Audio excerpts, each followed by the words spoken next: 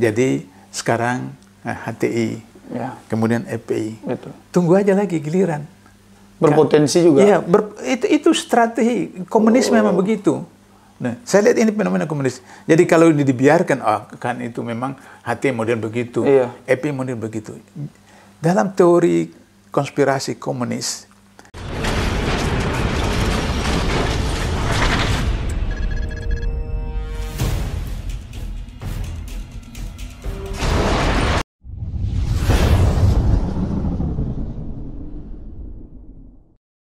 Apa permintaan Bapak, apa harapan Bapak?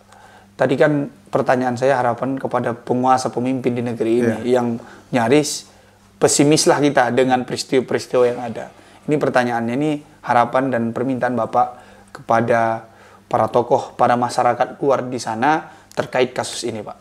Iya. Jadi kepada tokoh-tokoh masyarakat, pemimpin umat, ormas-ormas besar, ada cerita di medsos tentang 3 ekor kerbau, 3 ekor sapi didatangi oleh harimau. Harimau terkam, tapi 3 ekor ini nggak bisa dia kalahkan. Maka kemudian dia dekati kepada yang warna putih. Kamu tidak apa-apa. Nanti saya tidak ganggu kamu. Dia datang ke warna coklat juga begitu yang sama. Saya tidak apa-apakan. Maka ketika kerbau hitam diserang oleh harimau, yang lain 2 ini cuek. Kemudian tinggal 2. Kemudian didatangi yang coklat. Kamu saya tidak apa-apakan. Nanti kalau saya putih kamu tidak susah. Nah, sudah mati. Ujung-ujungnya semua tinggal putih. Nah, putih dia sendirian. Iya.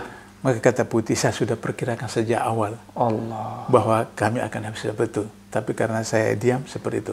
Jadi sekarang HTI, kemudian FPI. Tunggu aja lagi giliran. Berpotensi juga. Iya, itu strategi komunis memang begitu. Nah, saya lihat ini fenomena komunis. Jadi kalau ini dibiarkan, kan itu memang HTI model begitu, FPI model begitu. Dalam teori konspirasi komunis, agama itu candu. Komunis, agama itu candu. Jadi kalau ormas-ormas Islam yang ada seperti itu, meyakini tauhid, maka seperti itu, maka kemudian tunggu aja giliran. Nah, apakah itu Dewan Dakwah, apakah itu Muhammadiyah, itu nanti tunggu aja. Nah, karena itu maka saya berharap kepada tokoh-tokoh NU, tokoh-tokoh Muhammadiyah, Dewan Dakwah, Al-Irsyad, Al-Wasliyah, Persis, PU dan seluruh Indonesia. Nah, apalagi kalangan akademisi, perguruan tinggi seperti itu. Nah, itu sadar bahwa Anda hanya menunggu giliran. Kalau ini tidak diatasi, tidak diantisipasi secara benar. Satu hal yang sangat tidak dipahami oleh masyarakat itu, bahwa orang Pancasilais itu adalah orang kalau dia Islam taat ke masjid. Kalau dia Nasrani rajin ke gereja. Kalau dia Hindu rajin ke tepekong. Kalau dia Buddha rajin ke kuil. Itu Pancasilais. Pancasila sejati seperti begitu karena sila pertama itu ketuhanan yang Maha Esa. Diabadikan dalam pasal 29 ayat 1 Undang-Undang 45. Negara berdasarkan atas ketuhanan yang Maha Esa. Ayat kedua, negara menjamin kemerdekaan warga negara untuk memiliki agama dan melaksanakan kepercayaan ajaran agama, syariat agamanya itu. Jadi kalau orang Islam datang ke masjid, orang Nasrani ke gereja, orang Hindu ke tepekong, orang Buddha ke kuil, dia Pancasilais, maksud itu. Nah, sekarang itu penguasa itu berbeda, terbalik-balik. Jadi saya khawatir waktu mereka kuliah, itu keluar negaranya dapat C. Atau jangan-jangan nggak masuk, Pak. Atau dapat E. Atau tidak lulus. Iya, mungkin. Saya pengalaman pribadi waktu di Fakultas Teknik UNAS, 2 semester itu saya tidak lulus Pancasila. Oh gitu, Pak? Ya.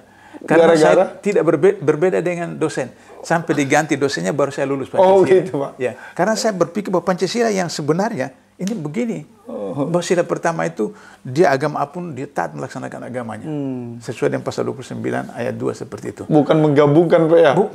Jadi Muslim mau masuk ke gereja, jaga itu bukan agama. Bukan gitu. Campur-campur itu kayak prasmanan. Ciri komunis itu yang kedua adalah mengadu domba. Itu ciri komunis yang kedua. Saya ingat pada zaman Orde Lama dan Orde Baru, meskipun Orde Lama saya masih SMP, SMA, tapi saya lihat itu bagaimana adu domba. antara kelompok A dengan kelompok B dan seterusnya. Dan sekarang itu dilakukan. Pola Dia domba antara NU dengan Muhammadiyah, diadu antara santri dengan pria, diadu antara kelompok ekstrim. Saya ini guru matematik. Jadi saya tahu apa yang disebut dengan ekstrim. Ekstrim begini, ada parabola begini. Maka kemudian yang di dalam parabola itu normal. Yang di luar itu ekstrim. Di luar itu ekstrim. Jadi kalau saya muslim sholat, berarti saya ada di dalam normal. Yang tidak sholat di luar, berarti ekstrim.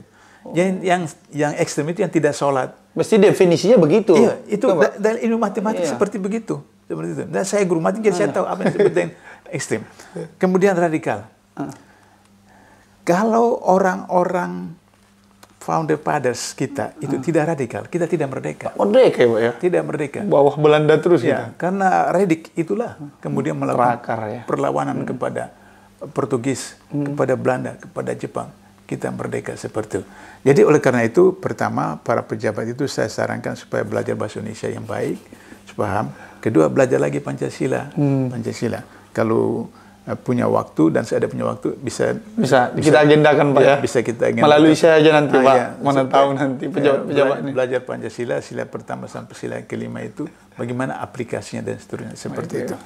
Nah itu barangkali harapan saya kepada umat dan kemudian terakhir kepada orang tua dari 6 korban saya ucapkan takziah tapi berbanggalah. Bahwa anak-anaknya itu sudah menjadi penunggu di surga. Amin. Ketika orang tuanya datang, mereka akan menyambut. Amin. Mereka akan menyambut seperti itu. Nah, apalagi ada hadis yang mengatakan bahwa seorang muslim yang tidak berniat mati syahid, matinya mati fasik. Allah. Itu ada hadisnya. Nah, oleh karena itu maka kita tidak mencari mati, tapi mati syahid itu harus diniatkan. Allah. Dan mati syahid itu kan tingkat-tingkat, bertingkat-tingkat. Seperti itu. Nah, daripada mati fasik kan lebih baik mati. Pilihan terbaik mati. Ya, Khalid bin Walid itu kan meninggal kan menangis. Allah. Ditanya sahabatnya kenapa Anda menangis? Ya kenapa saya tidak meninggal di medan perang?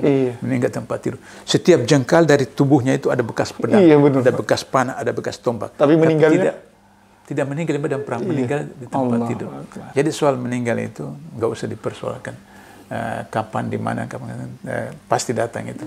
Kita tinggal siap aja menghadapinya. Tapi dalam keadaan apa itu yang seperti itu. Pak.